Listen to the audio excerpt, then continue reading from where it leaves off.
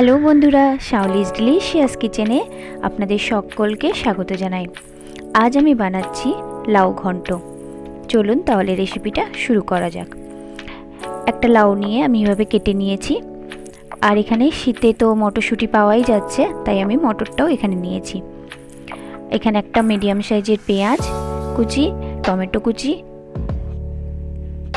আদা বাটা আর রসুন বাটা নিয়ে নিয়েছি, আর ওদিকে গোটা গরম মশলা, আর এদিকে ধনেপাতা নিয়েছি।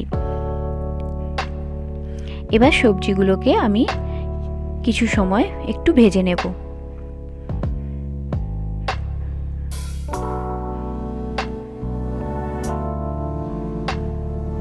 প্রায় 5 মিনিটের মতো আমি সবজিগুলোকে ভেজে নিচ্ছি। এবার মটরশুঁটিটাও দিয়ে দিলাম, মটরশুঁটিটাও একসঙ্গে আমি ভেজে নেব।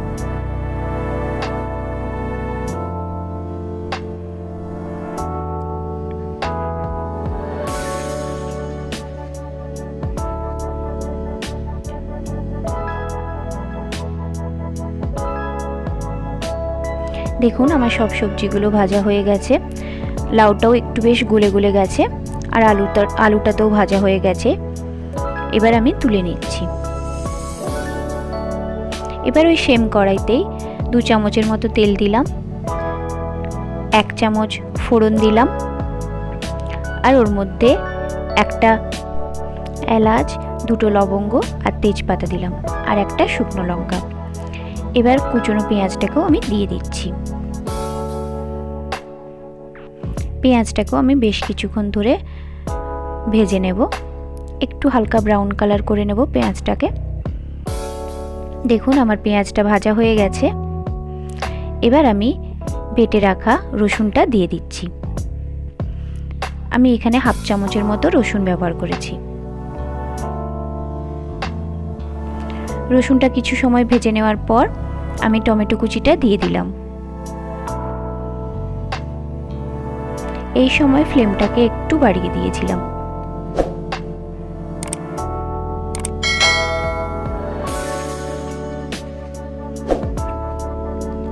টমেটোটা গলে যাওয়ার পর আমি আদা বাটাটা দিয়ে দিলাম।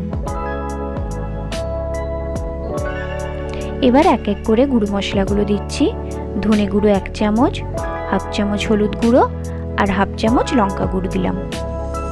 লঙ্কাটা আপনারা যে যেমন ঝাল পছন্দ করেন আপনারা সেই মতো দেবেন। এবার অল্প একটু জল দিয়ে আমি মশলাটাকে খুব ভালো করে কষিয়ে নেব।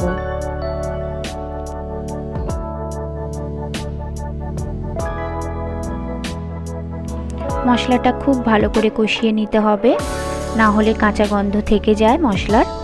তাই অল্প অল্প জল দিয়ে আমি মশলাটা খুব ভালো করে একটু টাইম নিয়ে মশলাটা কষিয়ে নিচ্ছি।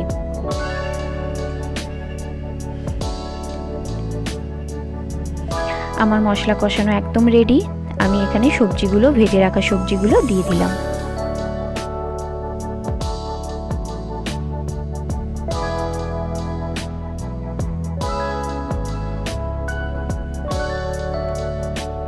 সবজিটা কিছু সময় নাড়াচাড়া করে নেওয়ার পর আমি এখানে মাছের মাথা একটা ভেজে রেখেছিলাম, ওটাকে একটু গুঁড়ো করে আমি ঘন্টের মধ্যে দিয়ে দিলাম।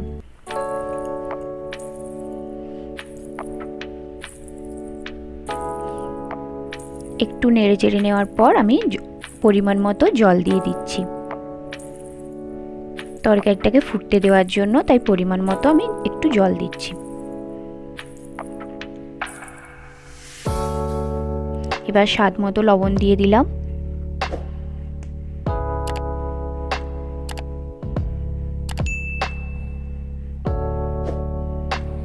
এবার ঢাকা দিয়ে কিছু সময়ের জন্য হতে দেব।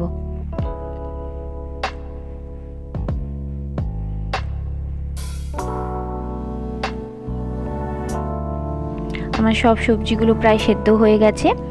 এই পর্যায়ে আমি 2 চামচ জিরে নিয়ে এভাবে বেটে রেখেছিলাম, ওটাও দিয়ে দিলাম।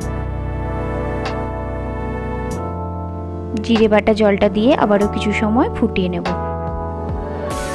এই সময় আমি লবণটাও চেক করে নিয়েছি। আমার মাছের মাথা দিয়ে লাউয়ের ঘন্ট পুরো রেডি হয়ে গেছে। আপনারাও এইভাবে বাড়িতে বানিয়ে নিন। ভাত বা রুটি দিয়ে আপনারা এটা খেতে পারেন। খেতে খুবই ভালো হয়। মাছের মাথা দিয়ে ট্রাই করবেন, খুব ভালো লাগবে। Thank you.